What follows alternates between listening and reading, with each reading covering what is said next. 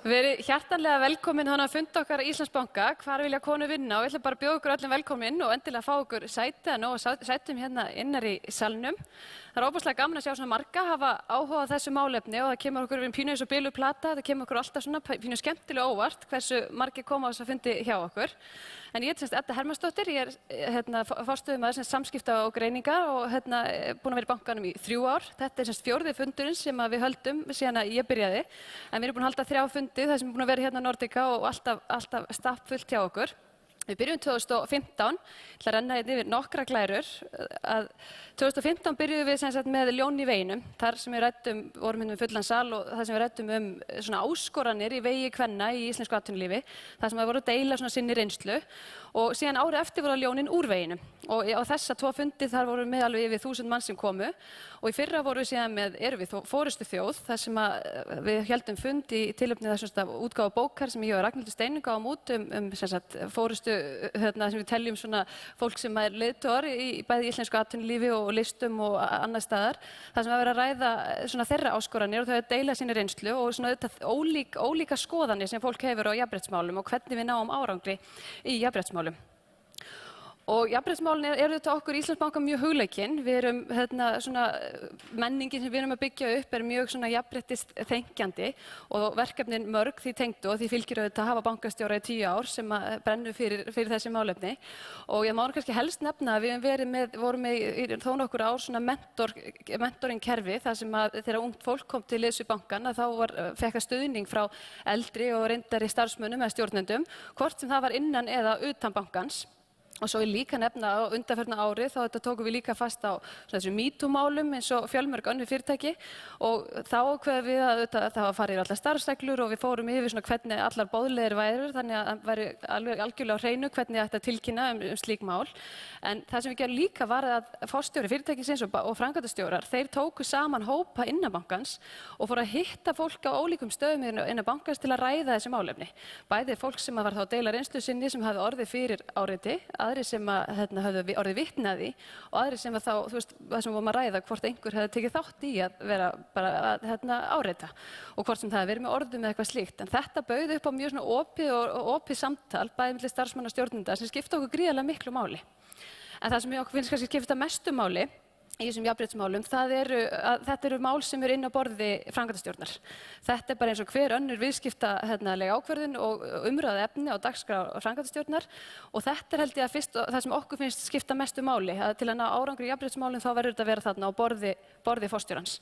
Og við höfum séð þetta fleiri fyrirtæki fara sömu leið og svo höfum við líka verið að nota svona okkar, svona kannski það sem við getum þegar við erum að kaupa þjónustu af fyrirtækjum eða erum í miklum samskiptum við fyrirtæki að þá ræðum við jafnréttismál. Við spurjum ítrekað hvernig kynjahlutföll eru hjá stjórnendum og í fyrirtækinu og við höfum alveg séð það og kannski mikið hjá erlendum aðilum að það hefur verið að breytast hjá þeim, svona kynjahlutföll þegar þeir eru að vinna fyrir okkur. Fyrst það koma hópur af körlum að vinna fyrir okkur og svo að bætast alltaf í hópinn konur sem sérlega ánægilegt. En við erum komin hérna í dag til að ræða svona kynjahlutföll í ólíkum atvinnugreinum og okkur finnst skipta máli að taka næstu skref alltaf í þessar umræðu. Við stöðnum ekki í þessu samtali og okkur finnst að vera núna, þetta brennur svolítið á okkur, hvernig þetta að skiptast upp á milli atvinnugreina. Og þetta eru þessu eins og mörg öðru að það er svona pínu sem að taka 2 skref fram á við og 1 aftur á bak. Og við erum mjög svona hugsi við því að við erum með fjárfestingabanka hluta í okkar starfsemi þar sem eru ofboðslega fáar konur. Það er engin kona á Íslandi sem starfar sem verðbréfamiðlari og það er bara mjög erfitt að fá konur til að vinna í fjárfestingabanka. Og við munum heyra eftir erindi frá henni Sigrúnu Hjartardóttur sem ætlar að segja, hún er sérfræðingur í fyrirtækjaráðgjöf bankans, sem ætlar að segja okkur aðeins frá því, gefa okkur innsýn inn í starfsemina og líka bara spyrja spurninguna hvar eru þessar konur. Og síðan auðvitað eru bara breytingar, við ætlum aðeins að ræða líka sjómennskuna, við ætlum að ræða orkumálin og síðan auðvitað bara hvernig tæknibreytingar eru að hafa áhrif á þessi störf sem eru unnin í dag og verðum með panel eftir sem ég alveg hvet ykkur endilega til að taka virkan þátt og verðum með millumerkið hvar vilja konur vinna, það sem við getum borið upp eða verður gengið og eftir það sem við getum spurt spurninga. En með okkur í panel hér eftir er Heiðrún Lind Marteinsdóttir, framkvæmdastjóri Samtaka fyrirtækja í sjávarútvegi, Hörður Arnarsson, forstjóri Landsvirkjunar, Salome Guðmundsdóttir, framkvæmdastjóri Icelandic Startups og Guðmundur Hafsteinsson sem kemur frá Google Assistant og svo Birna Einarsdóttir, bankastjóri Íslandsbanka. En ef við förum aðeins, ég ætla rétt að renna nokkrar glærur svona hvernig þróun hefur verið. Ef við horfum á hvernig háskólamenntuðum konum hefur svona fjölgað í gegnum árin. Hérna sjáum við frá 96 til 2016. Árið 2016 þá útskrifuðust 3000 konur úr háskólum landsins á meðan það voru 1600 karlmenn. Og þetta hefur búið til þessa umræðu, veit ég mjög mikið meðal kvenna, að nú sé ekki verið að horfa í sumum fyrirtækjum á menntun kvenna, heldur sé að horfa frekar á reynslu kvenna, sem eru huglægara mat. Og þetta eitthvað sem eru áhugavert að ræða eftir, hvort að skipti kannski meiru máli í dag núna, þessi reynsla heldur en menntun, sem svona pínu áhugavert í ljósi þess hversu mikla menntun konur að sækja sér. Ef við brjótum það aðeins niður og förum í félagsvísindi, viðskipti og lögfræði, þar eru konur líka í meirihluta og töluverður munur þarna á og förum aðeins niður og þá erum við viðskiptafræði og hagfræði og þarna eru bara svipað mikið á konum og þetta sem sagt skráningar í skólana, ekki útskrifuð, heldur bara hversu margir eru í þessu námi og þarna sjáum við hvað þetta svipað. Þess vegna veltum við því fyrir sér hvers vegna þegar konur eru búin að mennta sig í þessum greinum hafa þær ekki áhuga að vinna í svo stórum hluta sem eins og fjárfestingarbanki í fjármálageiranum. Það eru augljóslega með bakgrunn og menntun til að starfa við þetta en það einhvern veginn eins og að það sé ekki jafn mikill áhugi á þessu og þá fer maður að spyrja sig, þetta því að þær hafa ekki nóg mikil þekking á því hvað þetta hvernig starf þetta það því það er menning þarna sem fælir það frá? Það þá ábyrgð fyrirtækja að fara að breyta þessari menningu og hvað getum við gert til að breyta þessari menningu og líka bara að kynna þessi störf betur. Hvernig breytum við þessu öllu? Við ætlum að leysa þetta allt á þessum fundi í dag. Svo raunvísindi, stærðfræði og tölvunarfræði, þar eru kallar í meiri hluta og heilbrigði og velferð, það kemur kannski ekki mikið óvart að við konuna rauðu línan, þar eru við í töluverði meiri hluta. En ef við horfum á konur og tækni, þessu fleygir fram og þetta hefur gríðarlega mikil áhrif á þau störf sem eru bæði í fjármálageiranum og öðrum störfum. Svona hefðbundin þjónustu störf og svona kannski einsleitari störf, þeim að fækka og það bara þvert yfir á mjög marga geira með tilkomu tæknibreytinga.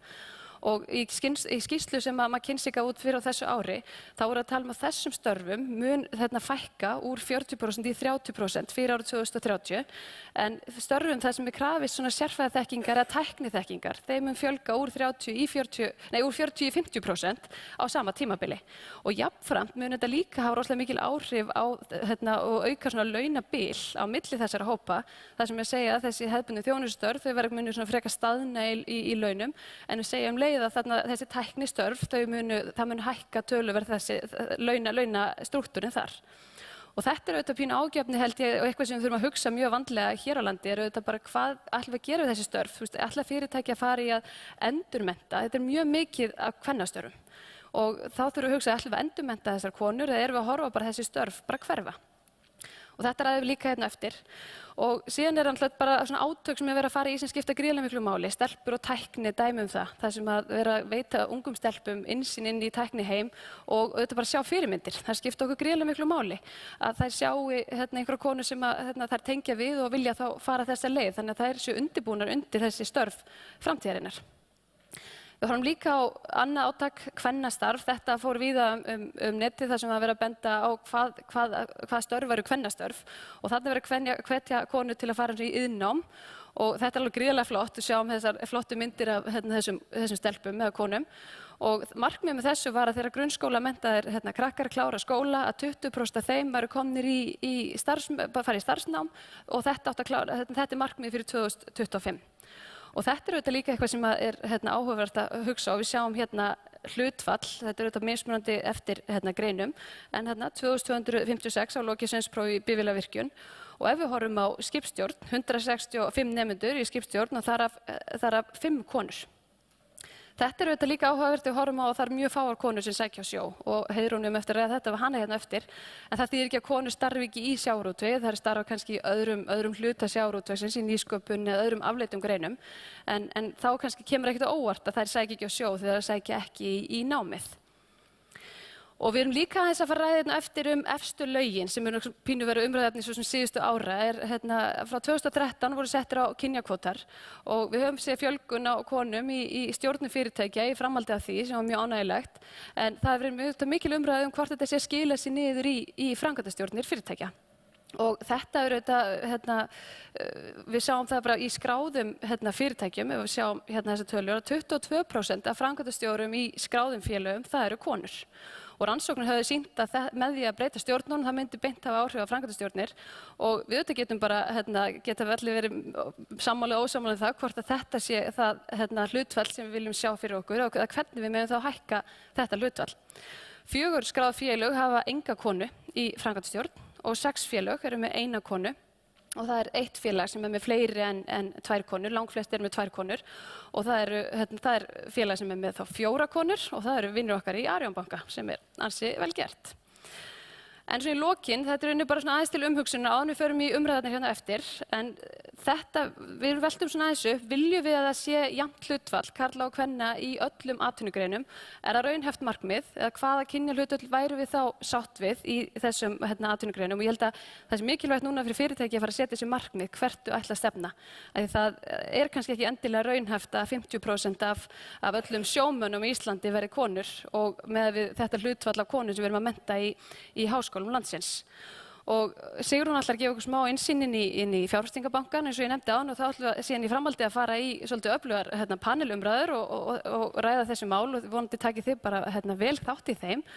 Og nú ætla ég bara að þakka fyrir og bjóða Sigrúnu velkomna upp á svið.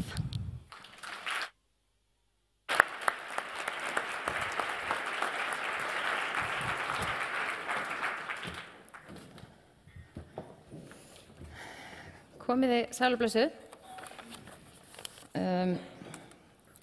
Það var laugardagsmorgun þegar Edda hringdi í mig og ég var að velja, ég var að rökræða við manni minn flísar á eldhúsgólfið og ég vildi náttúrulega bara losna við hann úr símanum og því ég var að vinna rökræðarnar og sagði já við þessu. Ég held að þetta er svona einhver lítill krúttlegur fundur í Norðurturni þar sem er 50 manns og bara svo er þetta náttúrulega eins og allt sem þetta gerir miklu stærra í sniðum en og ef það að rífast gólfefni hljómar eins og góður gott viðfangsefni á laugardagsmorgni þá geti hjónaband verið eitthvað fyrir ykkur. En ég sem sagt heiti Sigrún Hjaltadóttir og ég spurði hvort það var hægt að fá stærri mynd og minna letur en það var ekki hægt. Því miður. En ég er fædd á því hennar ári 1976. Glöggir sjá að ég er rétt rúmlega 40 og eins og hendi sér veifað er ég búin að vinna hjá Íslandsbanka í 12 ár og þar á 7 í fjárfestingabankanum. Og ég er eiginkona og ég er móðir 2 unglingspilta og 1 stúlku. Áhuga hlaupari þegar ég hleyp mikið en ekki mjög hratt. Og hamfara kokkur, segir eiginmaðurinn mér. En þegar þetta kom til tals og ég að ég myndi halda þetta erindi og fer að segja þetta við strákana í vinnunni og þeir voru bara, og ætlar að tala okkur. Og ég segi bara eins og ég segi við börnin mín, bara ekki gefa mér ástæðu til að tala ykkur. Og en ég verð náttúrulega aðeins að tala þá. Og það er eiginlega ekki annað hægt. En byrjum aðeins á að horfa á kynjahlutföllin í Íslandsbanka. Þetta er heildarfjöldi starfsmanna er rétt 870 cirka og þar eru konur í meirihluta, 61% þeirra sem vinna á bankanum. Sviðið mitt heitir fyrirtæki fjárfestar og þar snýst þetta við. Þá eru konur orðin þriðjungur og inn á fyrirtækjum með fjárfestum það er útlánasvið til stóra fyrirtækja, það er verðbréfamiðlun, það er fyrirtækjaráðgjöf þar sem ég vinn og eignastýring og einkabankþjónusta. Ef við drýlum okkur ennþá lengra niður og segjum að það sem er hefðbundin fjárfestingabankastarfsemi eins og hefur svolítið verið horft á Íslandi, það er alls ekki einhver einhlít skilgreining á því en eins og við höfum horft á það er það annars vegar fyrirtækjaráðgjöf og hins vegar verðbréf- og gjaldeyrismiðlun og þar eru við 4 af 26, þannig að þá snýst þetta við, þetta fer úr 61% í bankanum í heild niður í 16% tæp þegar við erum komin niður á fjárfestingabankan. Og í mínu starfi þá eru svona fyrirvarar settir eiginlega við allt efni sem sendur frá okkur, svona lagalegir fyrirvarar, og mér finnst ég knúin til að segja að ég held ekki að konur sé einhver einsleit heild og ég tala ekki fyrir allar konur og ég veit ekki hvað skiptir allar aðrar konur máli. Þannig að það sem ég að fara að tala náttúrulega bara út frá mér sjálfri og ég þykist ekki geta fullyrt eitt né neitt, en ég held að í svona umræðu það verður maður líka bara alltaf að aðeins að alhæfa, það eiginlega ekki hjá því komist. En hvað gerir þá fjárfestingabanki? Ég held að maðurinn minn viti það ekki ennþá, eftir ég er búin að vinna þarna í 7 ár. En svona í grófum dráttum að segja að við hjálpum fyrirtækjum og fjárfestum og einstaklingum með það sem kalla eignarhaldsbreytingar. Þannig að kaupa fyrirtæki, selja fyrirtæki, skrá fyrir fyrirtæki á hlutabréfamarkað, fjármagna fyrirtæki með útgáfu skuldabréfa og svo þá verðbréfamiðlunin þá að eiga viðskipti með skráð hlutabréf. Þetta er svona stóra myndin. Og núna þegar þið eru búin að heyra hvað við gerum, þá eru þetta allar að hugsa bara, okkur ekki konur trilltar í að vinna í þessum? Þetta hljómar alveg sjúklega spennandi. Sem þetta er ótrúlega skemmtilegt. Ég var ekki búin að vinna þetta í 7 ár við þetta, þetta væri ekki bara það skemmtilegasta sem ég geri. En ég fór eitthvað svona að spyrja, einhverjar vinkonur mínar í bankanum og svo líka bara vinkonur mínar sem bara gera eitthvað allt annað. Af hverju þær haldi að konur sækja ekki í fjárfestingarbankastarfsemi. Og það var svona hitt og þetta sem var talið upp, og mikið álag og ég sagði, já, geti það verið ástæðan, og ég sagði bara vinkonum mínar sem eru skurðlæknar, og ég bara, já, Excel er eitthvað lítið ógnvekjandi þegar ég hugsa um það að vera skurðlæknir, en ekki það því að konur þoli ekki álag eða vilja ekki takast á hendur störf sem að fylgir álag. Ok, ekki fjölskylduvænt var eitthvað sem ykkur nefndi, það er að vissu leyti rétt, stundum eru langir dagar. Og svo kom upp svona atvik eins og núna í síðustu viku þegar ég þurfti að hringja í manninn minn og segja honum að ég þurfti að skreppa norður á Mývatn með honum Fabio. Og þetta er ekki eins og lygi, ég get ekki eins og búið þetta til, hann heitir þetta í alvörunni maðurinn. Og hann er fjárfestir sem var komið til landsins til að skoða fyrirtæki sem ég var að selja og hann vildi fara út á land að skoða ákveðnar eignir. Og það bara, ég dró bara stráið og þurfti að fylgja honum þannig að við fórum 2 í rómantíska ferð þannig að norður á Mývatn og gistum þar. Og þá er gott að eiga góðan mann sem hefur skilning á því að ég þarf bara að fara með honum Fabio og það er ekkert sem ég get gert í því. En það er eitthvað sem einhverjum gæti þótt erfitt og svona, þetta er dálítið svona, já, og talandi eigin fordóma, þegar ég heyrði þetta og þetta kom svona upp með stuttum fyrirvara og sólarhrings fyrirvara eitthvað og ég bara, guð minn góður, bara er ég bara Fabio Ítali, getur þetta bara verið meiri klísja? Og þetta verður eitthvað svona, bara hallærislegt. Og honum hann örugglega að taka mark á mér að því kona og þessi Ítalir og þeir eru svona hinsegin einhvern veginn og svo hitti ég hann og þetta var bara gekk eins og í sögu og hann var bara fullkominn herramaður og tók bara víst mark á öllu sem ég sagði og þannig að, maður er sjálfur oft bara líka með einhvern veginn svona fordóma sem kannski beint átta sig á því, En svo ég fara aftur í upptalninguna, þegar ég spurði manni minn okkur hann held að konur vildi ekki vinna í þessu og það var svona, æ, ástin mín, þetta er bara drepleiðilegt, Ég veit það ekki, mér finnst þetta ekki drepleiðilegt, en ykkurinn gæti fyndist það og ég held að það hafi verið ein mjög góð kona í bankunum sagði bara, ég held bara í alveg að konur heyri bara eitthvað verið gjaldeyrismiðlar og það sé bara eitthvað leiðilegasta sem það geti ímyndað sér að gera. Og auðvitað er það ekki þannig að þýðið fyrir þessi störf sé bara allar konur, en ef við horfum á þessu Birna eins og þetta var að segja, hvað eru margar konur sem eru í viðskipta og hagfræði og lögfræði, þá er í rauninni litlar heimtur í þennan bransa og þetta eru vel launuð störf, þannig að það ætti að trekkja ef við höfum val að gera eins og við sjáum í bankanum, við val að vilja vinna í banka en ekki vilja vinna í þessum þætti á bankanum, þar sem það er kannski pínu skrítið. Annað sem fólk nefndi var bara, fólk hatar þessa bankamenn maður, ég nenni ekki að vera í því og það var enda dálítið fyndin saga fyrir nokkrum árum var ég í brúðkaupi hjá vinnufélagum mínum og rosalega fín veisla og ég var búin að ákveða að ég myndi svona ávarpa brúðhjónin fyrir hönd okkar vinnufélagana og var búin að gera svona smá ræðu og ætlaði að vera eitthvað ógeðslega fyndin og sniðug og búin að passa að drekka bara vatn og verða mér ekki til skammar. Og þá var bara að láta mig vita að ég að vera einhvers staðar á dagskránum eftir eðlilega, ættingjónum og vinunum og svona. Svo var komið að mér og búið að láta mig vita að ég ætti að vera næst og ég bara, allt í góð, veist. Og þegar ég að gera mig klára þá kemur veislustjórinn og segir, heyrðu, fyrirgefðu, við verðum að eiginlega fá að færa þig, það er eiginlega einn að koma inn á undan þér og ég vona það sé í lagi og ég segi, hann þarf bara að fara og ég já, ekkert mál. Heyrðu, þá var það Ari Eldjárn. Veist, settu þér ekki bankamanninn beint á eftir Ara Eldjárn, það var rosa gott að vera fyndin og sniðugur eftir það. Þannig að þið haldið að það sé búið að fyrirgefa bankamönnum, veist, þá er það ekki, það er grunnt á þessu, sko. En svo var það sem kannski margar nefndu líka, var að ég nenni ekki að vera eina konan.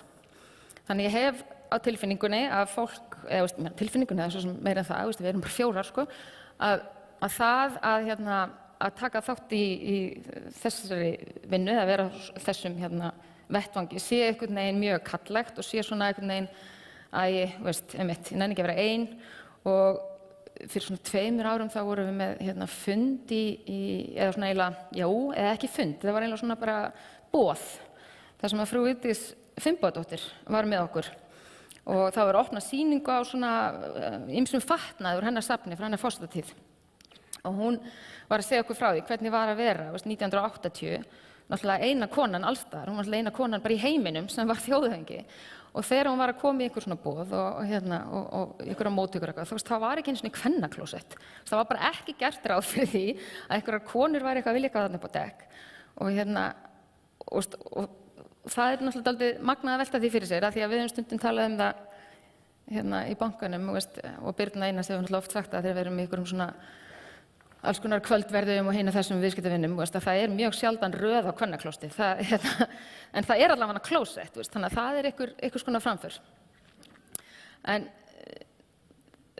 annað sem ég eiginlega í þessum vangaveltum öllum mitt, þetta er svo þetta er leiðilegt, þetta er álag, þetta er ekki fjölskylduvænt, ég nenni ekki að vera eina konan og þá var ég að hugsa mitt bara svona staðalímyndir og fyrirmyndir af því það skipta svo ótrúlega miklu máli. Meira en ég held að maður gerir sér grein fyrir svona, öllu jöfnu. Af því að eins og segir the greatest leadership principle ever discovered is monkey see, monkey do. Ef þú sérð eitthvað gera eitthvað og þú samsamið þig við hann, þá heldur að þú getur gert það líka. Ég held að sé bara svona einhverju undirmeðvitund, þá sé það þannig. Og ég man eftir sögu sem ég var að segja einhvern mann af litlum strák sem kom hlaupandi heim til mömmu sinnar þegar Ólafur Ragnar var kjörinn forseti. Ótrúlega spenntur og sagði, mamma, vissir þú að strákar geta líka verið forsetar? Hann hafði bara séð konur vera forseti, þannig að auðvitað eru bara konur forsetar. Þetta er ógeðslega einfalt og ég held að þetta byrji svolítið snemma, þannig að ef þú sérð eitthvað gera eitthvað, þá finnst þér líklega að þetta auðveldara að feta í fótsporin. Og staðalímyndir af fjárfestingabanka starfsmönnum, þær eru dálítið þessar. Þetta er einhverjir kallar, einhverjir gaurar sem að eru ég held að það sé það sem kemur fyrst upp í hugan. Fyrsta sem kemur upp í hugan á mér þegar ég sem sjómenn er ekki stelpan á myndinni eða náðan. Það er ekki þannig, eða ljósmóðir, það er ekki kallmaður. Og ég held að þetta skipti máli og þegar ég googlaði investment bankar, þá voru þetta fyrstu 30-40 myndirnar sem komu upp. Og ef ég googlaði verðbréfamiðlari eða stokkbróker, þá birtist kona fyrst á mynd númer 30 og það birtist myndir á tölvuskjám, löngu áðan og birtist mynd af konu. Þannig að þetta held ég held að þetta hafi allt saman áhrif. Svo er það menningin á svona vinnustöðum, þar sem annað kynið í yfirgnæfandi meirihluta. Ég held að dýrlýstingum að menningin inn á Landspítalann, þar sem meirihluti konur, sé alltaf önnur en kannski einhvers staðar þar sem meirihlutin kallar. Og fyrir 2 árum cirka þá tísti ég þessu þegar ég kom heim mjög imponeruð af deildarfundi, af því ég er með frábæran yfirmann sem er einlægur jafnréttissinni og þið afsakið orðbragðið, þetta var náttúrulega ekki eitthvað sem ég held að myndi fara upp á skjá nokkuð tímann, en maður getur velt fyrir sér, okkur er nefna fæðingarorlof sem dæmi, ég held að það sé bara gott dæmi þar sem kemur alltaf ólíkt út fyrir kynin, konur fara frekar í lengra fæðingarorlof og mér finnst þetta skipta máli upp á menninguna því þarna ertu með mann á svipuðum aldri og ég og hann að setja tóninn sem ekki bara, mér langar að kynnast börnunum mínum, heldur líka bara ekki bara fyrir konur í deildinni, heldur bara líka fyrir strákana og ungu strákana. Og bara hér bara í lagi að fara í burtu. Það í lagi að fara í burtu og vera með börnunum sínum og við viljum að það sé einhvers konar balans á þessum hlutum. Og það það sem ég var að skipta máli, því ég löngu komin náttúrulega barnseignaraldri og komin á hvolpaeignaraldurinn. Hann nei, eitt á vitlaust. Þeir mynda mér á flóka hundinum mínum. Þannig að, þegar ég ekki segi þetta því ég gerir ráð fyrir að fara að nýta mér fæðingarorlof eitthvað á næstunni, en ég held að þetta skipti máli. Og meiri segja svona einlægir jafnréttissinnar eins og yfirmaður minn, bara af því þetta svo karllægt og af því við erum svo vön að hugsa að þetta séu karllægir vinnustörf, að þá, og ég veit að fyrirgefðu mig fyrir að segja þetta því að á fundi í gær þá var hann með svona smá kynningu fyrir nýju starfsmenn í deildinni. Við varum nýlega búin að fá 3 nýja starfsmenn, 2 stráka og 1 stelpu. Og hann var svona bara aðeins að fara yfir svona húsreglurnar og hvernig við höfum okkur ekki og meðal annars var talað dresskóðan og þar var talað á fundum, eru jakkaföt skilyrði og bindi æskileg. Ég hef aldrei farið í jakkafötum á fund og ég hef aldrei verið með bindi. En þetta bara ekkert af því að hann ekki að hugsa okkur stelpunar, þetta svo fast í okkur og meðan það þannig þá held ég að það verði erfiðara að breyta þessu, ef við viljum breyta þessu þar að segja. Þannig að þá rakst ég á þetta kvót sem dálítið ágætt Diversity is being invited to the party, inclusion is being asked to dance. Af því ég held að þessi menningin sem mest hræðir. Einhverju leyti þetta bara ímyndavandi. Ég held að það sé fullt af konur sem kannski bara veit ekki hvað við gerum og svo bætir ofan á, þetta allt bara einhverju kallar, ég sé bara einhverju stráka og einhverju verðbréfagutta og þetta ekkert fyrir mig og þetta getur ekki verið spennandi. En ég held að ef við viljum breyta þessu, sem að ég þarf ekki endilega að vera, ég ekki þeirrar skoðunar að bara svona ef ég fer aftur í það sem Edda var að segja, það verði að vera alls staðar jafnkynja hlutfall og það sé eina rétta leiðin og það besta. En mér finnst þetta snúast að hafa val og þá það ekki nóg að bjóða konum að vera ein af strákunum, hvort þú verður alveg eins og við. Það verður að vera svona inclusive, afsakisletti menning. Þannig að stjórnendur átti sig á því að það sem konur koma með að borðinu, það kannski eitthvað annað en strákarnir, en það alveg jafn verðmætt. Og að svona fjölbreytt teymi virki best. Það sé ekkert gott að ráða bara 12 gutta eins og voru á myndinni að náðan og halda að það muni skila bestum árangri. Það muni alveg skila ykkurum árangri, en ég held að það sem að gera það verkum og af yngri hóvar segja að okkur hefur gengið mjög vel undanfarin ár, okkur treyst fyrir mjög mörgum stórum verkefnum og ég held að sé að því að ég í ótrúlega góðu teymi, bara eiginlega bara vandræðilega góðu og það að því ég verið fjölbreytt og af því að þessi yfirmaður minn, hann kemur auga á það að það skiptir máli að hafa fjölbreytt teymi og það hjálpar ekkert að við séum einhvern veginn öll eins. Og ég hef ekki, þrátt fyrir það sem að maður heyrir stundum að konur, það sé bara horft í gegn og það sé ekki að marka samanber ég var búin að ákveða sjálf þegar ég fór með honum Fabio hann myndir kannski ekki taka marka mér. Ég hef aldrei í rauninni upplifað það. Ég hef aldrei upplifað það að vera eitthvað á fundi því að kúnnarnir eru mjög oft líka karlmenn, samanber tölfræðina þarna í því sem Edda var að segja, því við vinnum langmest fyrir stóru skráðu fyrirtækin og svona stærri fyrirtæki. Þá hef ég allan aldrei upplifað það að einhvern veginn vera ýtt til hliðar eða ekki hlusta á mig eða einhver bíði eftir að karlmaðurinn koma á fundinn. Þannig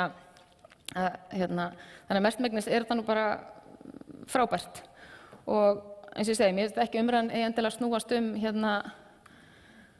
það neikvæða að snúast að við verðum að ná einhverjum ákveðnum hlutföllum í þessum málum. Ég held að það sé bara betra að fólk hafi val. Ef fólk vill vinna einhvers staðar þá finnst mér að það vera möguleiki. Ef dóttir mín vill verða verðbréfamiðlari þá finnst mér hún að það vera valmöguleiki. Líka ef synir mínir vel að vera ljósmæður að þeir gæti það. En þetta svo sem ekkert alltaf regnbogar og einhyrningar. Ég ekkert eitthvað ég er búin að gleyma hvað ég ætlaði að segja. Ég sagði þetta myndi gerast, En til þess að breyta þessu, þá held ég að þurfum við líka svona, krítískan massa af konum. Ég held að sé einmitt að vera eina konan, þá held ég að sé meiri hætta og verði bara eina af strákunum. En leið og við erum orðnar aðeins fleiri, þá held ég að það komist meira dagskrá, það sem að, aftur, nú er ég dottan okkur til það sem ég hata, þegar fólk er að alhæfa og bara allar konur eru eins og það hugsa, það er ekki þannig. En ég held samt að það breytist ekki fyrir að það eru fleiri en einn. Og þannig að þá þarf náttúrulega að vera einhver raunverulegu vilji til þess að breyta því, ef það er það sem við sem samfélag ákveðum að sé best, að fjölga konum og svona, ef að staðalímyndin af því hvernig fjárfestingabankastarfsmaður lítur út er eins og á glærin áðan, einhver svona verðbréfagutti, þá er svo líklegt að þeir sem sé að ráði í þessu stöður, að þeir ráði þannig manneskju. Ef þú kemur ekki auga á að það sé eitthvað svona bara sjálfstætt virði í því sem að kona eða einhver önnur típa kæmi með að borðinu, þá held ég að þetta sé ekki að fara að breytast. En þó að sé ekki alltaf frábært, þá held ég að þurfi engu að kvíða og ég held að ef ég horfi eins og dóttur mína sem að ég vil auðvitað meina geti gert allt sem hún vill og ef hún vill vera verðbréfamiðlari þá bara so be it. En hún er allavega mjög hörð af sér og ég var að fara í gegnum einhverjar myndir á símanum daginn og fann ég jólakort sem ég fekk frá henni í fyrra. Gleðileg jól, elsku mamma, ég elska þig, þú ert best og ekki láta neitt vaða yfir þig. Ég held að þessi kynslóð muni bara pluma sig fínt og verðbréfamiðlari eða ekki, en þetta var svona það sem ég vildi segja við ykkur í dag og ég segi bara takk fyrir mig.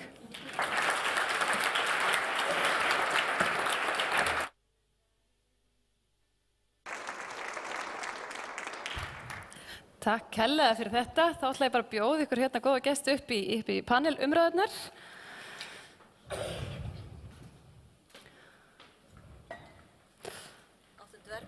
Dvergarnir í miðunni, Hörður á endanum. Svona. Og eins og ég segi áðan, við erum með viljumerki, hvar vilja konu vinna, vilja bera spurningar, svo verðum við mikrofón eftir líka sem fer salinn. En ég ætla að byrja bara á þér, Hörður, við förum svona aðeins bara út frá þessu sem við erum búin aðeins að ræða. Þetta kemur þú síðust Nei, Hörður, við byrjum svona hvað orkumálin. Nú hefur þetta verið ofarlega hjá ykkur, veit ég, í Landsvirkjun.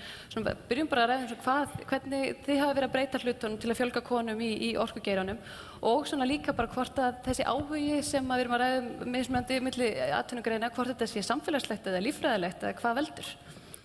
Það er rétt að við erum búin að vera að horfa á þetta lengi á Landsvirkjun og má segja að samt verið ákveðin svona tímamót hjá okkur fyrir svona 18 mánuðum síðan og þá eiginlega horfðust við í augu við það að þótt við varum með þetta sem áherslaatriði þá var þetta ganga tiltölulega hægt hjá okkur. Það var ýmsar ástæður, það var bæði konur sem ýttu á okkur og svo bara viðurkenndum við það og þannig að við settum svona aukinn kraft í þetta og settum okkur fengum með okkur fólk til að vinna þetta og kannski nálguðumst það líka þannig að þetta voru kannski ekki bara spurning svona tölfræði.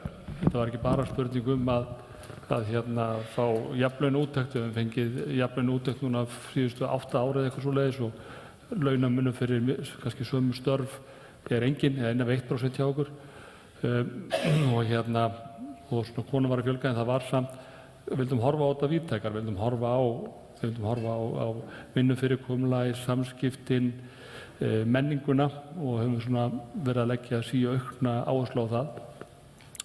Og kannski fyrir 18 mánuðum síðan þá fyrir þetta okkur markmið að þá fengum við allt fyrirtæki með okkur, vorum með svona dagsfund þar sem að allir starfsmenn kom að sem var virkilega gaman að taka þátt í og við vorum mjög bjartsýn hvernig það myndi ganga hjá okkur og þetta hefur raun og veru gengið bara býsna vel hjá okkur. En núna 18 mánuði seinna, eftir allt sem við erum búin að gera, þá myndi ég segja að það verkefnið stærra en við bjuggumst við.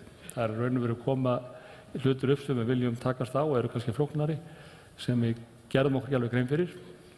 Og það sem er skemmtileg við þessa vegferð það er kannski að við erum svona að kynnast fyrirtækinu betur. Við erum svona að spyrja ykkur spurninga og svona horfa á hluti sem að kannski tókum aðeins sjálfsagða. En hvaða vandamáli svo hafa komið upp svona lengra sem að þið gerum ykkur ekki alveg grein fyrir kannski? Það er fyrst og fremst menningatengt, svona hvernig menningin og það, svona bara hvernig okkur líka helst á konum, við erum líka, horfum á það líka, við búum við það að mikið af hæfileikaríkum konum hafa haft áhuga á starfi hjá okkur og við hefum fengið mjög öfluga konur til liðs við okkur. Þrátt fyrir það eru enda minni hluta í umsóknum en við fáum samt mjög góðan hlut. En við sáum eins vegar að það var eitthvað í menningunni hjá okkur sem við þyrftum að laga, hvernig við tækjum á móti, hvernig það féll inn í hópinn og kannski gera okkur hvað við erum karllæg. Og þetta tengir kannski líka á Landsvirkjun að þetta er ekki bara gagnvart konum, þetta er líka gagnvart yngri starfsmönnum bara. Það kannski kom okkur aðeins óvart hvað svona, myndi ég segja, reynsla og aldur er svona notuð til að hrútskýra bæði fyrir konum og karlmönnum. Svona sem er bæði kostur og galli. En það er svona sérstaklega þessi menningatengdu umhverfið hjá okkur sem að kannski við viljum breyta, eða stærra verkefni hjá okkur að breyta. Það sem er eins og áherslu í þessu, hvað er sko mikil vilji fólks að breyta þessu. Það hefur verið mjög jákvætt. En síðan kannski líka horfast bara í augu við það hvað við erum oft svona fordómafull gagnvart breytingum. Einmitt. Við komum aðeins nánar út í þetta eftir, Heiðrún, og förum aðeins í sjávarútveginn eins og við ræddum hérna aðeins áðan að það eru ekki margar konur sem sækja á sjóinn beint. En þú eru svona aðeins verið að halda uppi þær sækja á aðra staði í sjávarútveginn. Já, það er oft talað sjávarútveg einmitt það séu auðvitað karllæg atvinnugrein og þá er auðvitað fólk, í hugum fólks er það þá sjómaður. En ég hef bent á að hryggjarstykki auðvitað í fiskvinnslunni hafa verið konur. En síðan auðvitað sjávarútvegur í dag er miklu meira heldur en bara veiðar og vinnsla. Það er auðvitað margs konar nýsköpun, flest held í nýsköpunarverðlaun í dag eru til svona fyrirtæki sem tengjast sjávarútvegi, þannig að það er mikið rannsókn og þróun og svona ný smærri fyrirtæki þar sem maður sér að konur eru áberandi og ég held að það sé vel, en auðvitað þurfum við að ræða það líka ef við ætlum sérstaklega að tala sjómenn og það er, svo sannarlega mjög fáar konur þar. Og eins og svo sem var komið inn á það er svo sem ekki eftirsóknarvert að verða eina konan, sérstaklega á sjó þar sem að þú ert 24/7. Ég hef nú svo sem farið einn loðnutúr, ég ætla nú ekki að segja þessi hókina reynslu að fara á sjó, en það voru margar áskoranir sem bara fólust í því að vera á sjó í nokkra daga með bara... En nú hafa bara Norðmenn séð að það hafi verið breytingar á þeim eftir að breyttu svona aðbúnað og nýjum skipum. Þú veist, hvernig heldur að það muni breytast í okkur líka? Það er margt til bóta. Ég meina það eru komnar sturtur inn í klefa og salerni og annað, þannig að það er kannski ekki lengur sameiginlegt og jú, það er ýmislegt svona. En þegar maður hugsar, hvar vilja konur vinna? Ég trúi varla að þessi fólk komi hingað til að hlusta á hvað ég hafa að segja það vegna þess að ég veit ekkert hvar konur eiga að vinna, þær verða að ákveða það sjálfar. En eigum við að segja, við verðum að fara í hausatalningu og ná 50-50 konur á sjó. Mér finnst þetta ekki spurning töluna eða verðum við að þvinga einhvern veginn eða koma konum í skilningum það að það sé geggjað fyrir þær að fara á sjó. Þetta er atvinnugrein sem fer fækkandi sjómönnum. Meðal annars, ég meina það er verið ein tækninýjung íslensk er mannlaus lest, þannig að það fækkar verulega í þessari atvinnugrein og þá er að segja, eigum við á ég að beina konu í þann farveg að fara að vinna í þessu umhverfi. Náum við þessari breytingu einhvern veginn á, hef ég lífaldur til þess eða barnið mitt, ég er ekki svo bjartsýn það, mér finnst það óraunhæft. En miklu frekar myndi ég vilja segja hvaða vandamál í sjávarútvegi þarf að leysa sem er framtíðin. Og þar eru þetta fjöldamargar áskoranir. Ég meina það þarf að auðvelda eða gera störfin auðveldari. Allar þessar tækninýjungar. Það eru vandamál framtíðarinnar í sjávarútvegi sem þarf að leysa og ég vona að konur fari í þau störf.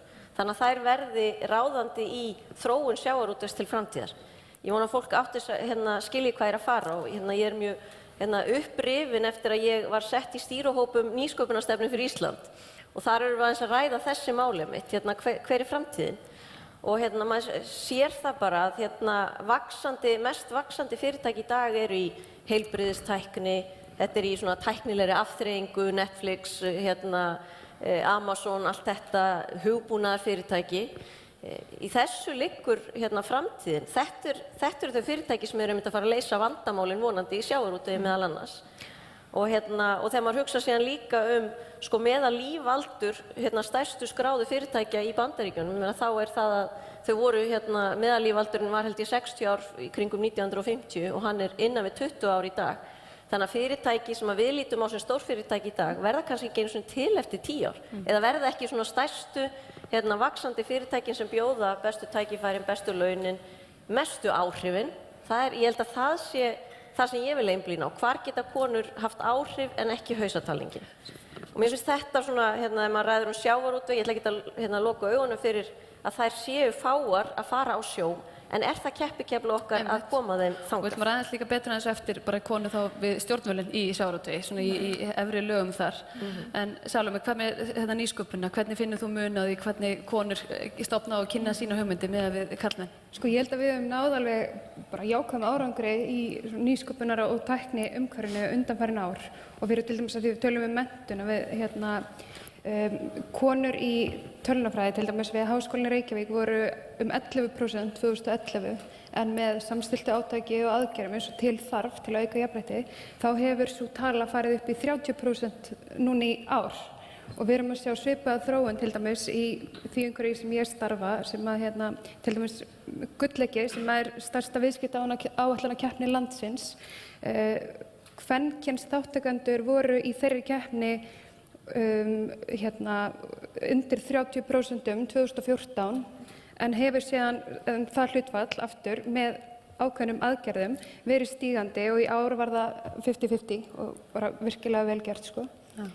Þannig að það eru jákvæðar breytingar og mér finnst líka gaman að nefna því að við erum að tala um konur í fjárfestingarstarfsemi að í sko framtakssjóðum á Íslandi sem eru 5 talsins að þar hlutfall kvenna 47%. Bara gaman að koma inn á það líka. Sem eru auðvitað líka svona áhættu fjárfestingar sko. Guðmundur, nú kemur þú úr svona tæknigeranum. Hvernig horfir þetta við þér að konur svona vinni þessi störf framtíðarinnar?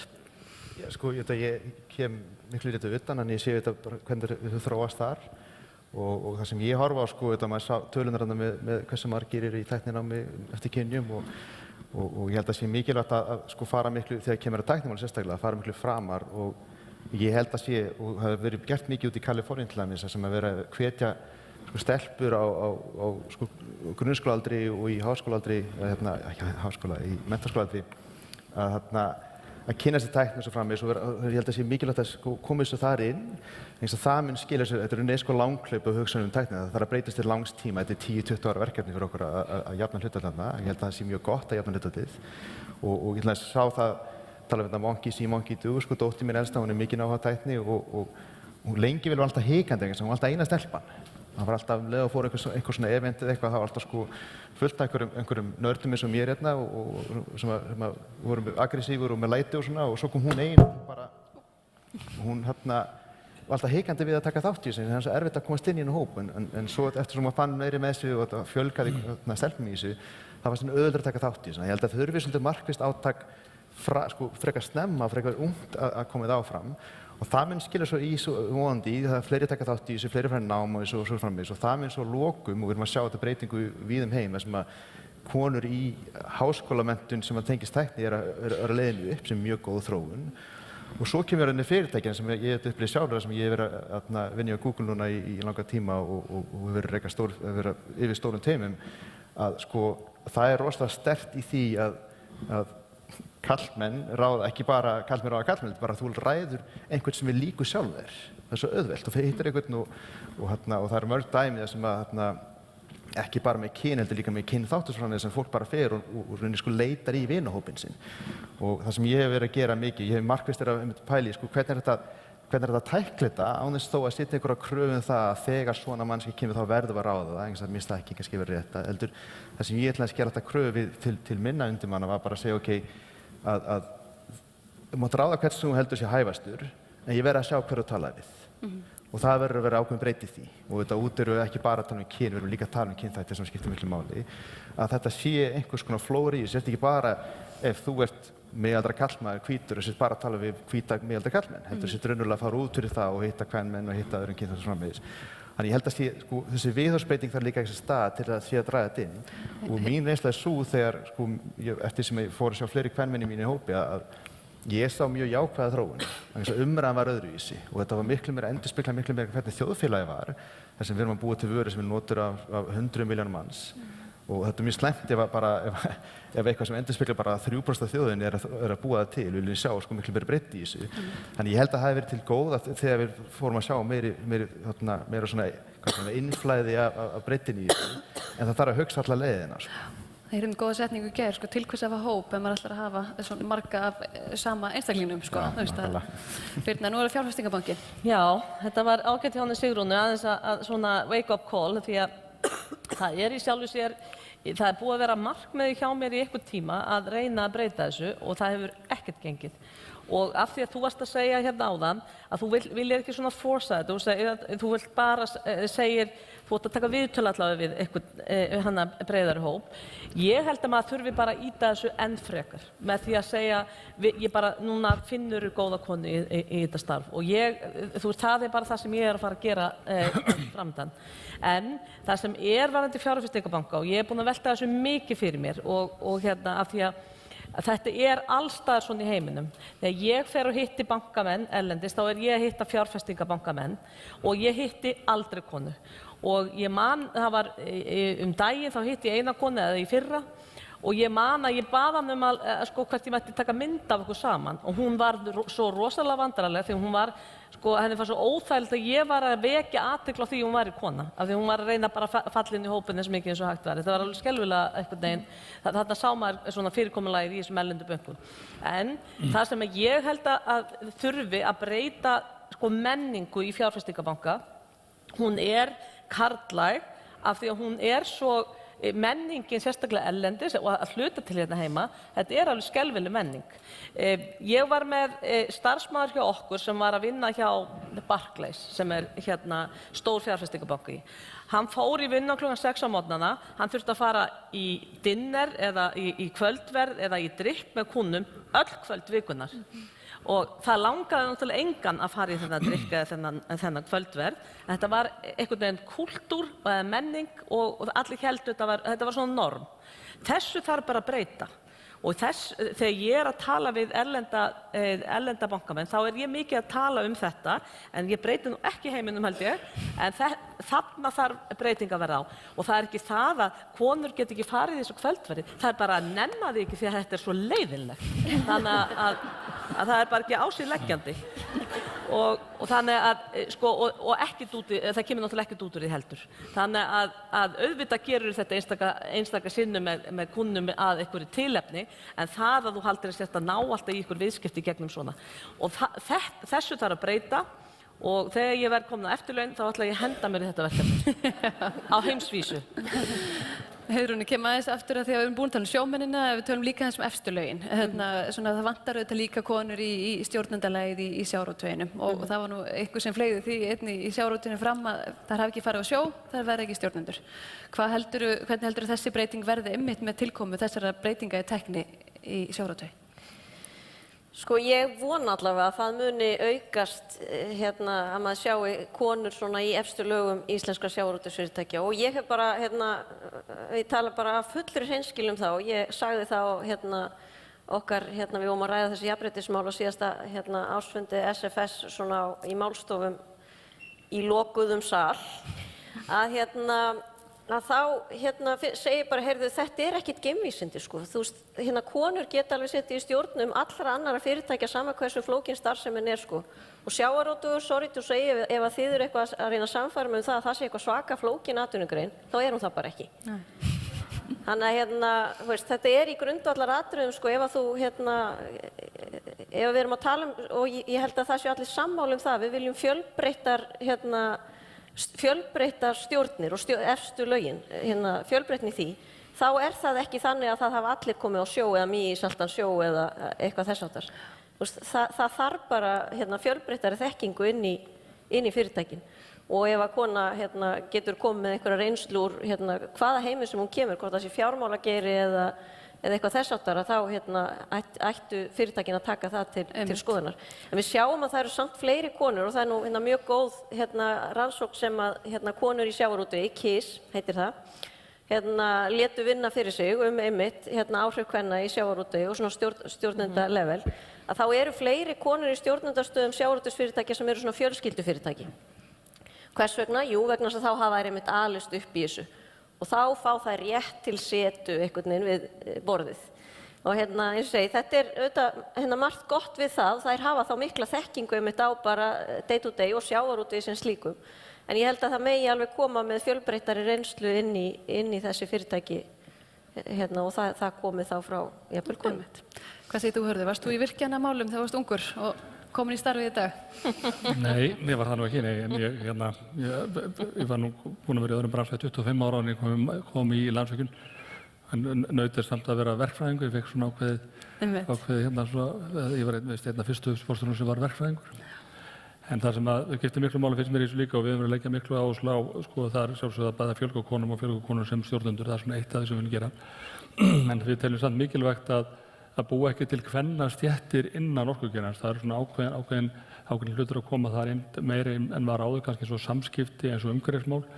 Við viljum ekki að það sé leiðin til þess að leysa eða haka í boxið, því að ég held að sama þar og í öðru þá held ég að sé gott að hafa blandað hópa þar, kalla og konur til þess að takast á við það og það sem að kannski er ánægður með að svona margt sem að fólk teldi að væri mjög karllæg stjórnun, svona bæði sem var horft á Íslandi er raunveru bara á umheiminn, að þá hefur okkur tekist að fá öflugar konur til að leysa það og að leysa það með stakasta príði og bara til þess að í síðustu virkjun sem við byggðum þá var það kona sem var yfir verkefnisstjóri og ég held að það sé svona eitt af fyrstu skiptum í heiminum og það er kona sem stýrir raforkusamningum Landsvirkjunar sem eru svona stærstu viðskiptasamningar sem eru gerðir og það er engum vandræði með það. En ég held að sé afar mikilvægt að horfa til fjölbreytninnar og þá koma líka fyrirmyndirnar en passa það að blanda öllum hópum, ná ekki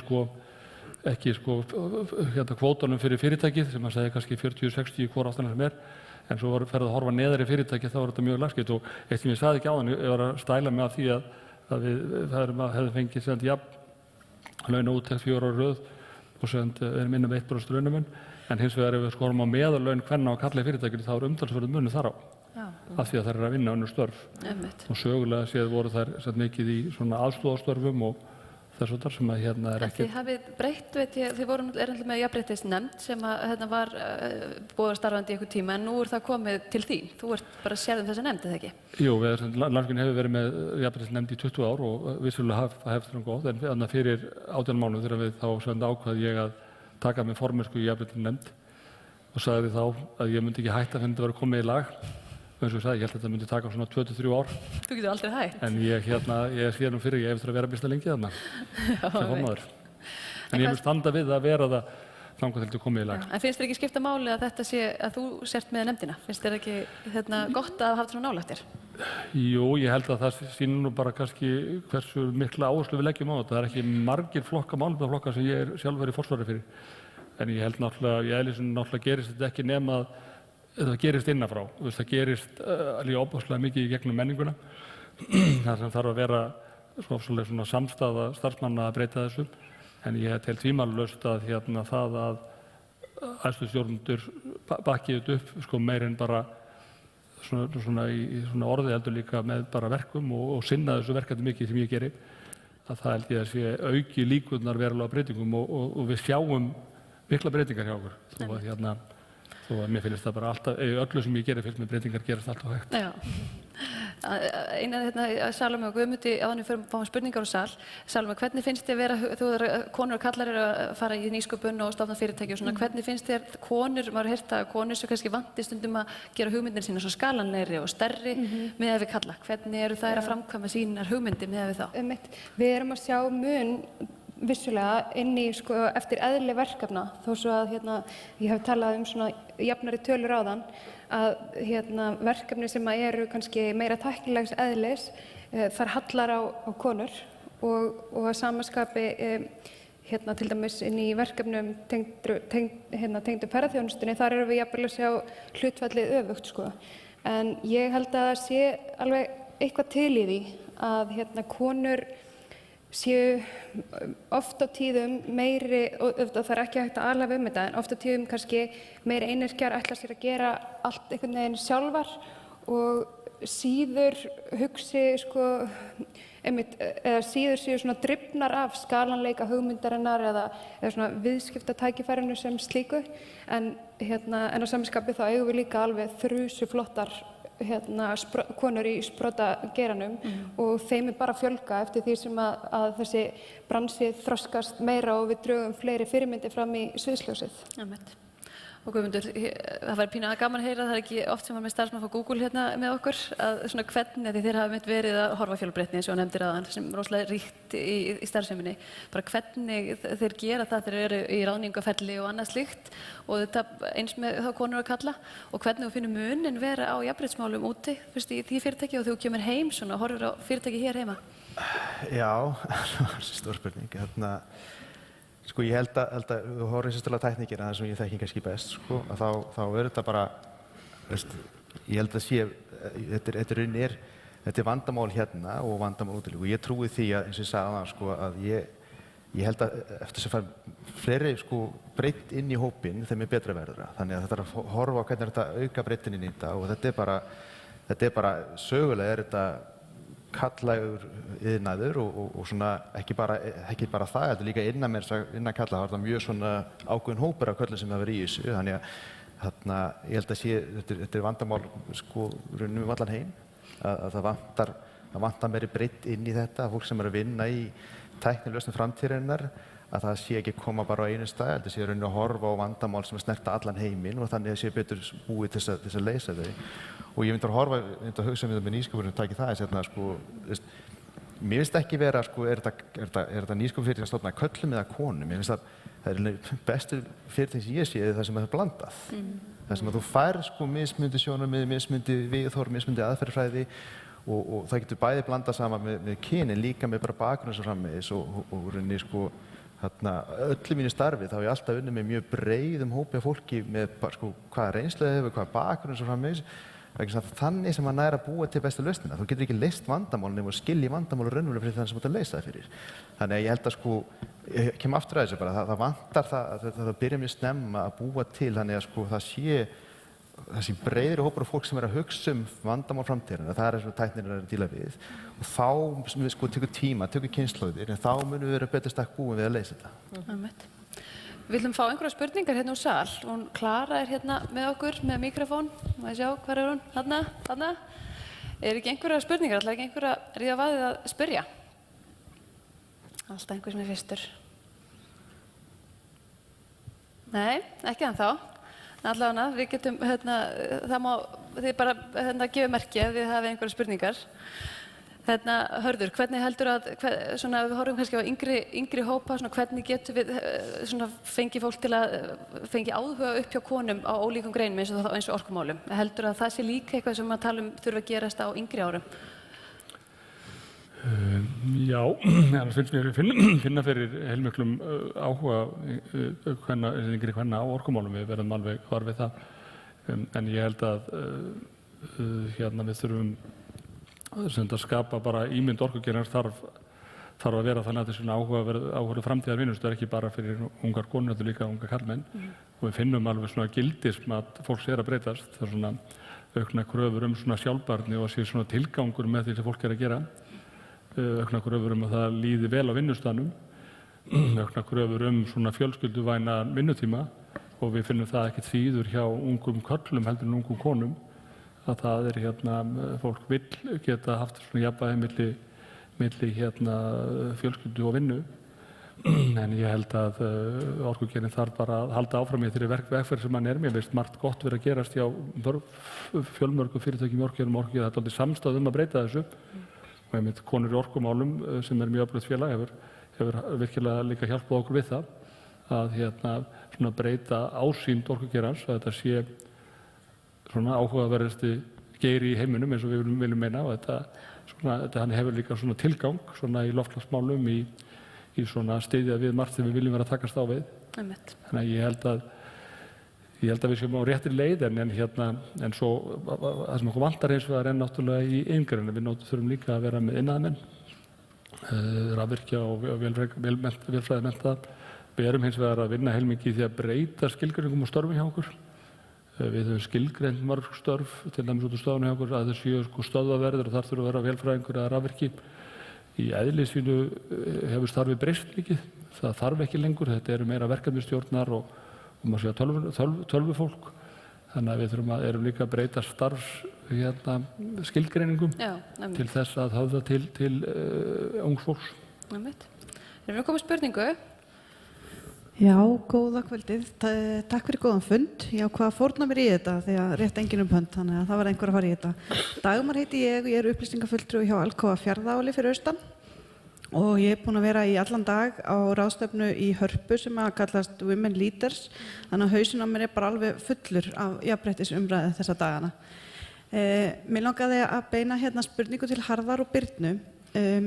Það sem við erum mikið búin að vera að tala til dæmis í dag í Hörpunni er svona þessi ólaunuðu störf og skiptingin á þeim sem að við þekkjum líka hérna heima. Það virðist ennþá vera þannig að þau falla svolítið kvennamegin, eins og ein kona sem var að halda erindi í dag sem sagði að hún væri ennþá þannig að hún er í yfirmannsstöðu hjá Deloitte í London. Hún sagði, mér finnst samt ennþá eins og að ég sé svo eina sem að geti farið með 9 ára tvíburadætur mína til læknis. Af hverju er ég ekki einhvern veginn komin á þann stað að átta mig á því að auðvitað getur maðurinn minn alveg eins gert þetta. Þannig að mér langar að spyrja ykkur, hvernig eru þið að takast á við svona þetta varðandi jafnvægi milli vinnu og einkalífs og hafið þið til dæmis eitthvað að skoða hjá ykkur þetta varðandi styttingu vinnudags sem er mikið í umræðunni núna og hvar finnst ykkur, kannski ykkur öllum við vera stödd á þessari vegferð með að jafna kynjahlutföllin ekki bara á vinnumarkanum heldur heima fyrir. Takk. Já, góð spurning. Birna, Já, það eru til svona tölur hvað mismunum milli kynja varðandi hvað eyða mörgum klukkutímum í heimilstörf og það er ennþá rosalega mikil munur og kom mér aðeins óvart því að ég upplifi það á mínum vinnustað að mér finnst karlmenn alveg þurfa að sinna því eins mikið eins og konur sem að starfa hjá okkur og að leysa ykkur mál heima fyrir. Mér finnst að, ég held að vera jafnara en ég finna því ég tala með ungar konur að þær eru að kvarta yfir þessu, að það sé mikið álag að vera í starfi og síðan þurfa að gera það sem þarf að gera heima. Þannig að það er aðeins vonbrigði í því að sjá bæði þessa tölfræði og það sem maður heyrir, af því mér svona umræðan vera komin lengra. En það var einmitt fundur daginn í svona kvennasamtökum þar sem var verið að tala kulnun í starfi og þar var verið að ræða það að ungar konur sem eru með ung börn og vilja vera í fullkomnum karriér, að þær eru líklegastar til að enda eða ganga á vegg og það var verið að taka dæmi það væri líka út af því að þær væru konur á mínum aldri, við vorum ekkert uppteknir af samfélagsmiðlum og hvernig aðrir var að horfa á okkur út frá því og maður gæti bara haft rusl heima hjá sér og þetta var allt í standi. En þær eru meira að það þarf að sýna síðan á samfélagsmiðlum hvað er fínt og barnaafmælin hvað er til brjálæðislega flott og allt það, að þær væru bara að ganga á vegg út af allri þessari pressu og mér finnst þetta svona svolítið ógnvænlegt en áhugaverð samt að velta þessu fyrir sér. En hvað með styttingu og vinnuviku? Styttingu og vinnuviku, ég er í samtökum atvinnulífsins og þetta er bara eitt af því sem hefur verið skoðað þar og ég held að bara í þessum kjarasamningum núna að það verður gaman að sjá hvort að koma eitthvað svona leið í þessu sem hluti af pakkanum sem þarf að skoða núna og ég held að ég er með starfsfólk sem er í 80% starfshlutfalli. Mér finnst það alltaf skila 100% starfi og þú bara skipuleggur þig öðruvís og svoleiðis. Þannig að ég held að það sé alveg eitthvað sem ég held það verði framtíðin. Og þegar þú ert að tala kvennastörfin, mér finnst það mjög óþægilegt í bankanum að störfin sem er að hverfa, þetta eru meira og minna allt miðaldra konur sem eru að missa vinnuna í einhverjum tilvikum út af því að það þarf að fækka á þeim sviðum og það er sorglegt að horfa upp á það og erfitt. Hörður, hvað segir þú varandi þessi mál? Svona fjölskyldu og ungi menn að taka þeirra meiri þátt í heimilisstörfum og styttingu vinnuviku? Já, ég held að þetta, ég sammála, þetta er vandamál eða verkefni sem að má segja atvinnulíf þarf að takast á. Ég held samt að þetta sé að batna og ég held að þetta sé betra á Íslandi heldur en hérna erlendis. Ég á bæði dóttur sem býr á Íslandi og dóttur sem býr erlendis og mér finnst mikill munur hvað á Íslandi er sjálfsagðara að sko þau skipta á milli sín og hérna heldur en er erlendis. Ég held samt, alls ekki að segja að við séum komin með þetta í lag alveg en ég held að þetta sé mjög mikilvægt að þetta er í raun og veru menningarlegs eðlis í fyrirtækinu hvernig þetta er og ég held að það sé afskaplega mikilvægt í þessu og ég held við leggjum mikla áherslu á það hjá Landsvirkjun að það að foreldrar þurfi að sinna börnum út af veikindum eða öðru eða skólafríum eða öðru að það kemur ekki niður á þeim í starfinu. Það er ekki litið á það að það sé eitthvað, að það litið á þessi sjálfsagðan hlut og ég held að það sé svona kannski sko fyrsta sem þarf að breyta er það að það samfélagi líti á þessi sjálfsagðan hlut að foreldrar sinni börnum sínum. Þá skiptir það í raun og kannski ekki svo miklu máli hvort það er karlmaðurinn eða þá er enginn að skaðast af því að sinnast þá held ég að það verði miklu jafnara gert. Ég held að þetta sé sko afleiðing, svona menningartengt afleiðing af því að vinnustaðurinn og samfélagið sem ætlast til þess að aðilinn sem er ráðinn í vinnu, hann sé bara í 100% vinnu og gera ekki neitt annað. En ég held að fyrirtæki sem ætla að fá bestur starfsmenn í framtíðinni, þau geta ekki hugsað svoleiðis. Já, Salome, hvað segir þú? Já, ég ætla að segja að góðu fréttirnar eru náttúrulega þær líka að með þessum tækniframförum að hluti heimilisstarfana verður líka bara sjálfvirkur. Við erum með ryksugurróbota og bráðum ískap sem að panta fyrir þið úr búðinni og svona. En svo erum við líka að sjá ákveðið trend til dæmis erlendis sem er kallað svona the gig economy sem að er kannski svona hagfellt konum vegna þess að þar getur þú tekið að þér verkefni og svona til skamms tíma þannig að í raun og veru sko það er aðlaðandi fyrir kannski konur sérstaklega því leyti að þú getur stjórna vinnutímanum svolítið sjálf. Heiðrún? Nei, svo líka mér finnst nú er ég sjálf með 9 mánaða barn sko og maður þarf stundum líka að brjóta niður aðeins svona fordómamúra í sjálfum sér sko ég þurfti að fara til útlanda í vinnuferð fyrir 2 vikum og ég hugsa ok, mun barnið mitt deyja við það að pabbi þess þarf að sjá það þessa nokkra daga og hann þurfti að fara með barnið til læknis í sprautu og ég hugsaði, guð mig góður, þú veist, læknirinn mun örugglega bara hringja á barnavernd af því ég mæti ekki með barnið. Þú veist, maður er alls konar í einhverju svona, þetta er manns eigin fordóma sko, þannig að ég er svo farin að venja mig á það að segja bara sirka 20 sinnum á dag sko hvað er að versta sem gæti gerst sko og þú veist, og það gerist ekki træðilega. Maður þarf svona dálítið að let go líka af sínum eigin fordómum í þess að maður er ekki fullkomin í öllu og þetta er 50-50 sko, ef maður verður dálítið að dú sko það sem þú ert að prýtsa sko, þú veist. Hætt að vera framkvæmdastjórinn á einu heimili, það er ekki það sem að, en heldur þetta tengist nú ekki eins og að því að tala um sjómennskuna, heldur þetta ekki stór þáttur í því að konur vilja síður fara að sjó og þær vilja síður fara frá börnum og fjölskyldu í þetta langan tíma? Jú, sko, þetta er það sem maður má aldrei ræða, vilja konur fara á sjó sko, pabbi minn var nú skipstjóri og sjómaður og ég alin upp við það að mamma mín gerði allt á heimilinu sko og bróðir minn fæddist og pabbi minn var í loðnutúr, þú veist, það hefði ekki getað verið öfugt, sko, mamma hefði ekki getað fætt bróðir minn í loðnutúrnum. Þannig að það eru líka svona líkamlegir, bara, líffræðilegir þættir sem valda því að konur fara ekki á sjó, sko, þú veist, það er... En það má ekki segja það í dag, en þá bara tekið það á mig að ég verð skömmu fyrir. Þannig henda okkur loka spurningu, er einhver fleiri spurningar hérna í sal? Nei, þá ætla ég bara að fá að enda með spurningunni eins og við byrjum fundina á, bara hversu raunhæft er að við séum að stefna á jafn hlutfall innan greinanna og svona hvernig þið sjáu þetta að þróast. Loka spurningin. Ég held að við eigum að gera stefna á það. Það er hins vegar ljóst og það er mun auðveldar á sumum stöðum heldur en öðrum og ég held að við eigum ekki að vera svona kannski frústrurðið yfir þessu stöðum sem er kannski eins og sjómennska sem er mjög erfið. Það er mjög margt annað sem við getum gert áður en að við förum að ræða það og kannski verður bara tæknin búin að breytast þegar þar kemur. En ég held að hlutin sé alveg að þróast í rétta átt. Þetta tekur tíma en ég held að við eigum bara að halda áfram að tala um þetta eins og við erum að gera hérna. Og það hefur mjög margt breyst finnst mér á síðustu 5-10 árum sko. og kannski meira það að þetta þykir alveg sjálfsagt og nú er fólk meira að velta það fyrir sig hvernig í raun og veru ekki hvort. Einmitt. Heiðrún? Já, ég held ég taki undir þetta. Mér finnst mjög margt hafa breyst en kúltúr breytist ekki á 1 ári eða 5 árum eða 10 árum. Þú veist, þetta tekur tíma og stundum finnst manni kannski of langan tíma en ég er á þeim vagni að mér finnst hausatalning sem sagt hvað eru margar konur versus margir kallar í þessu og þessu starfi. Mér finnst það líka geta valdið því að konur þurfa einhvern veginn að fá samviskubiti við því að velja einhver störf sem eru kvennastörf eða eitthvað þess háttar. Ekki vegna þess að þær bara hafa áhuga á störfunum heldur fer þeim einhvern veginn að líða eins og þær séu einhvern veginn skuldbundnar til að velja eitthvað annað. Heldur við séum fyrst og síðast að skoða hvar þarf að bæta sem sagt að áhrif, hvar þurfum við að auka áhrif kvenna.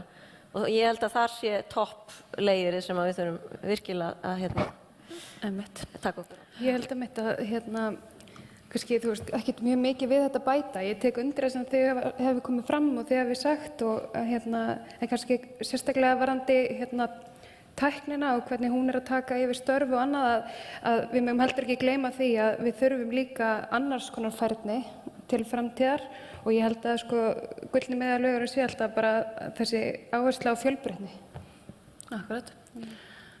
Ég held bara, já, takk undir allt líka, en Þetta er mikið takk allt undir hvað Hörður sagði. Svo sammála Nei, ég held já, þetta er mitt mikilvægt að horfa þetta sem ekki einhverja skyndilausn. Við breytum ekki þetta 1 ári og það er voðalega þægilegt að geta sett einhver lög eða gert eitthvað sem maður haldi að breyta öllu. En ég held að samfélagi vilji sjá þessa breytingu. Alltaf þegar kemur tæknistörfum, ég skynja það að fólk vill sjá meiri flóru, meiri breytt, og þetta er fólk sem er að leysa vandamál sem snertir alla og svo framvegis. En ég held líka að við verðum bara að á vissan hátt, maður er óþolinmóður en maður þarf líka að sýna þolinmæði og mikið sem kemur með kynslóðunum. Eins og allt annað sem kemur ykkur svona hugmyndum breytingu og svo tekur einhverja ákveðna 1-2 kynslóðir að raunverulega koma inn í allt þjóðfélagi og ég sé það sama með þetta eins og bara aftur að með tæknigeirana að við þurfum bara að fá fleira fólk sem er menntað til að geta sinnt þessu störfum. Þannig að þegar kemur að því ég er að ráða að þá er hópurinn sem ég er að sækja, sem ég get valið úr, er bara of lítið, hann er ekki of breiður. Þannig að það tekur tíma að breyta það. Og við þurfum að vera sem þjóðfélag líka tilbúin að styðja við til langan tíma. Þetta er langhlaup, þetta er ekki eitthvað sem við getum leyst af 1-2 árum. Og við þurfum að halda dampinu, við mögum ekki gefast upp þó að það gerist ekki strax. En ég held til langstíma, það er ekkert sem segir að konur alveg sem karlmenn geti ekki sinnt tæknistörfum alveg vel. Það er alveg pottþétt, ég hef engan að Frábært. Birna, þú klárar þetta með hvaða markmið ætlar að hafa, hversu margar konur verða í verðbréfamiðlun bankans eftir 5 ár? Já, nú þarf ég að standa við stóra orðin því að ég hef sagt ef það er vilji til þess að gera þetta, þá er þetta hægt. Og ef við horfum til snúandi framtíðar, bæði varðandi tækni, sjávarafurðir eða fjármál, neytendur af þessum vörum eru helmingur, það er konur í helmingstilvika. Og að sjálfsögðu þurfum við konur til að hanna það að koma því að framfari jafnt og karlar. Ég er ekki alveg svona þolinmóð að nenna að bíða kynslóðir, þess vegna finnst mér lagasetningar tengdar kynjamálum hafa gengið flýtt þessum prósess í einhverjum tilvikum. Þannig að ég ætla bara að setja með það markmið að þetta verði komið í betra stand næst þegar við tölum saman. Þetta er mjög loðið svar. Takk kærlega fyrir að með okkur í umræðum og við þökkum ykkur öllum kærlega fyrir komuna á fundinn í dag. Jæja.